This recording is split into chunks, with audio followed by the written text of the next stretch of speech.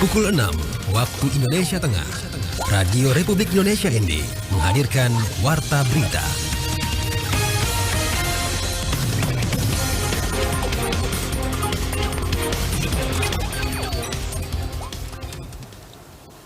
Selamat pagi saudara, Anda mendengarkan Warta Berita Daerah RRI ND edisi Senin 20 Januari 2025. Sari berita, program makan bergizi gratis dorong mahasiswa di Ngada berwirausaha. Dinas Pariwisata, Ekonomi Kreatif dan Kebudayaan Kabupaten Manggarai Barat terus optimalkan desa wisata.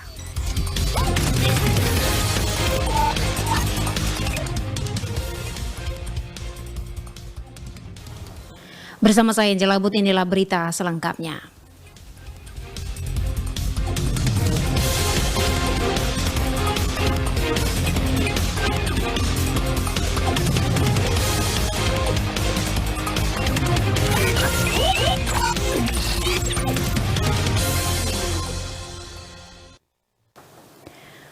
Program makan bergizi gratis dorong mahasiswa di Ngada berwirausaha. Laporan Oris Goti. Lapangan pekerjaan untuk generasi-generasi yang lainnya lewat usaha. Program makan bergizi gratis yang digagas oleh Prabowo Gibran tidak hanya meningkatkan gizi masyarakat, tetapi juga membangkitkan semangat berwirausaha di kalangan mahasiswa di Kabupaten Ngada. Salah satunya, mahasiswa mulai mengembangkan budidaya ayam petelur untuk mendukung kebutuhan program ini. Mahasiswa dari Prodi Musik Kampus Citra Bakti menjadi salah satu contoh nyata. Meski berlatar belakang seni, mereka mulai belajar budidaya ayam petelur dengan mendatangi peternakan lokal untuk memahami langsung cara pengelolaannya.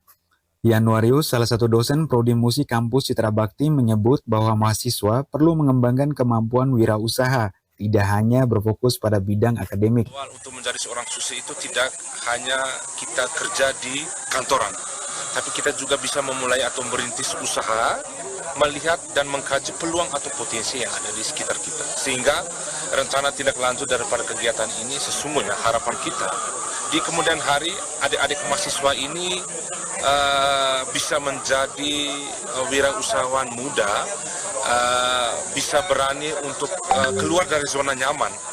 Bahwa selalu kami katakan di kampus bahwa jagonya seorang sarjana itu bukan menunggu-nunggu pekerjaan, tapi mampu menciptakan pekerjaan bagi dirinya dan tentunya berguna dan bermanfaat bagi orang lain di sekitar.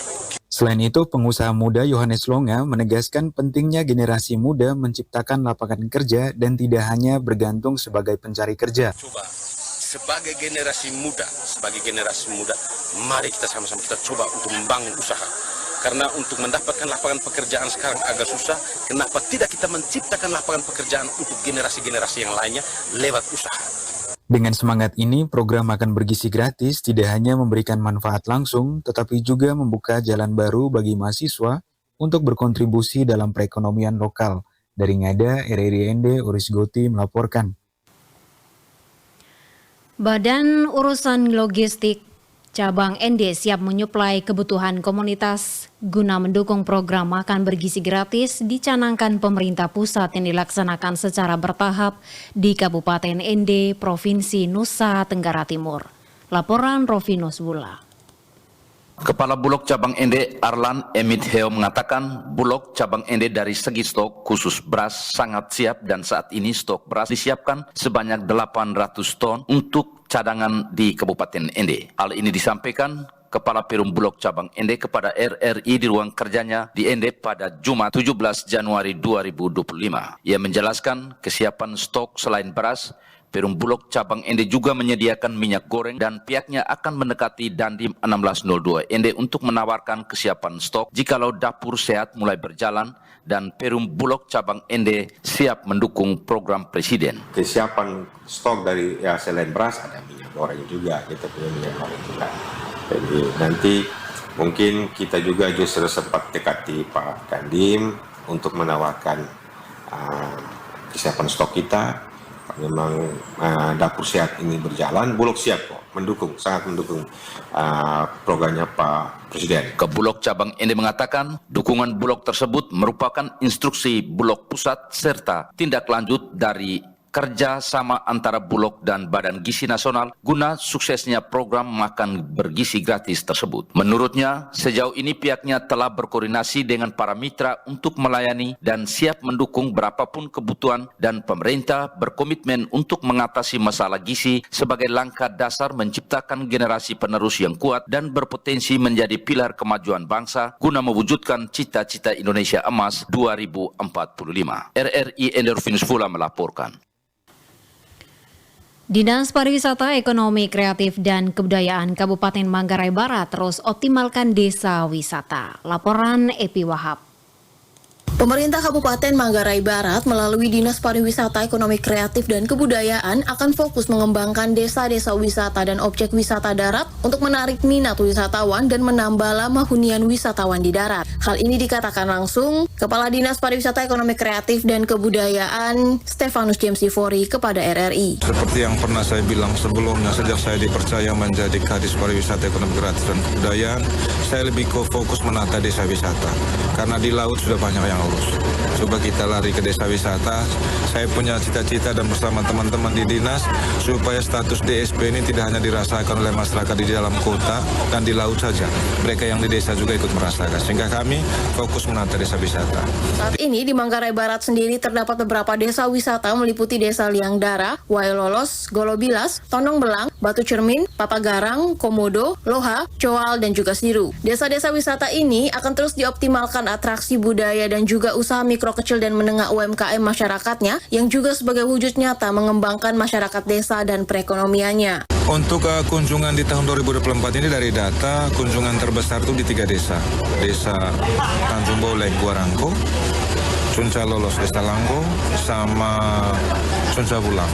Terutama wisatawan mancanegara backpacker ya, yang suka traveling.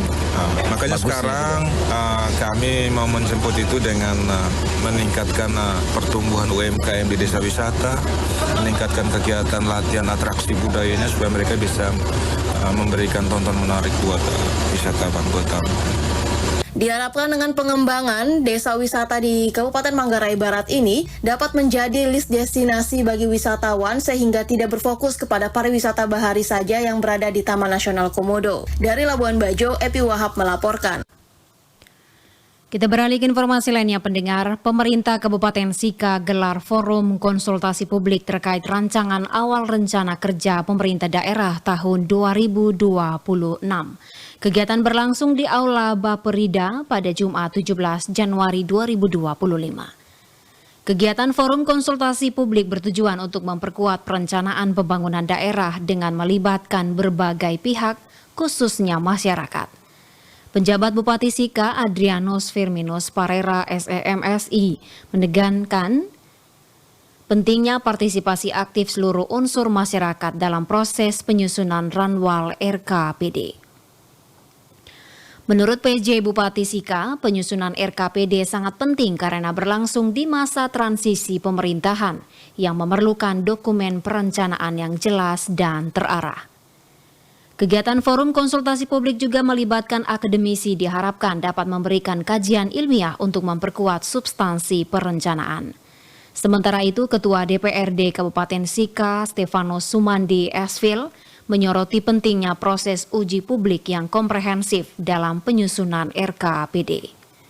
Stefanus Sumandi menekankan pentingnya indikator Indeks Pembangunan Manusia (IPM) dan evaluasi kinerja keuangan daerah sebagai dasar untuk menyusun arah pembangunan yang lebih baik. Stefanus juga menekankan perlunya dukungan yang lebih besar untuk UMKM dan penyandang disabilitas melalui program pelatihan keterampilan dan pemberdayaan ekonomi. Ia pun berharap dengan adanya partisipasi masyarakat dan kajian akademis yang mendalam, Ranwal RKPD Kabupaten Sika dapat mengarah pada pembangunan yang inklusif dan berkelanjutan untuk kesejahteraan masyarakat.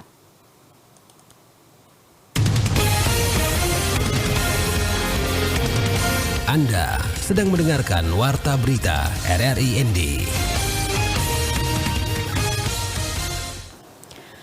Kita ke informasi terakhir, pendengar. Jalan strategis nasional di wilayah utara Kabupaten ND perlu perhatian serius dari pemerintah. Masalah tanah longsor, banjir, dan jalan putus kerap terjadi setiap musim hujan dan menghambat akses transportasi masyarakat di kawasan itu. Anggota DPRD ND dari fraksi PDI Perjuangan, Vincent Sangu SHMH, menyampaikan keprihatinannya atas minimnya perhatian pemerintah terhadap kondisi jalan di kawasan utara Kabupaten ND. Vincent menyoroti sejumlah wilayah yang kondisinya rawan, seperti Kecamatan Wewaria, Maurole, Kota Baru, dan Maukaro. Menurutnya, jalan yang rusak berat di lebih dari satu titik memerlukan penanganan serius dari pemerintah provinsi dan pusat. Ia pun khawatir jika masalah ini terus diabaikan, masyarakat di wilayah utara ND akan tetap terisolasi, terutama saat musim hujan tiba. Lanjut Vincent, wilayah utara Kabupaten ND memiliki potensi besar di sektor pertanian, perkebunan, kehutanan, peternakan, serta kelautan dan perikanan. Ia mendorong pemerintah provinsi untuk segera mengalokasikan anggaran besar demi perbaikan jalan Trans Utara Kabupaten ND. Langkah ini dinilai penting untuk mendukung pembangunan ekonomi alternatif dan meningkatkan kesejahteraan masyarakat. Baik pendengar, sekian informasi yang kami hadirkan ke ruang dengar Anda di pagi hari ini, edisi Senin 20 Januari 2025. Saya Angela Bud mewakili kerabat kerja yang bertugas mengucapkan selamat pagi, selamat beraktivitas.